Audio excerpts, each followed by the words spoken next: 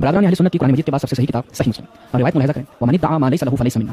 اگر کوئی شخص ایک ایسے مال کا ایک ایسی چیز کا دعویٰ کرتا ہے کہ اس کی نہ ہو تو وہ رسول اللہ نے فرمایا ہم میں سے نہیں وَلْيَتَبَوَّأْ مَقْعَدَهُ مِنَ النَّارِ اس کا ٹھکانہ جہنم ہے. دوسری طرف ہم دیکھتے ہیں صحیح بخاری میں روایت نقل ہوتی ہے کہ رسول اللہ صلی اللہ علیہ وسلم کی دختر نیک اختر بدعۃ الرسول حضرت زہرا سلام اللہ علیہا نے فدق کا مطالبہ کیا.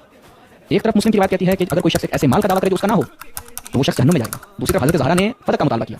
برادران اہل سنت یہاں پر ہم آپ کے جواب کے منتظر ہیں کہ آیا فدق حضرت زہرا کا حق تھا یا نہیں تھا. اگر نہیں تھا تو انہوں نے ایسے مال کا دعویٰ کیا جو ان کا حق نہیں تھا تو وہ صحیح مسلم کی روایت ان کے اوپر فٹ بیٹھے گی. اگر ان کا حق تھا تو حضرت ابوبکر نے کیوں نہ دیا. ان دو راستوں میں سے آپ کو ایک راستہ انتخاب کرنا ہے. آپ کے جواب کے منتظر ہیں.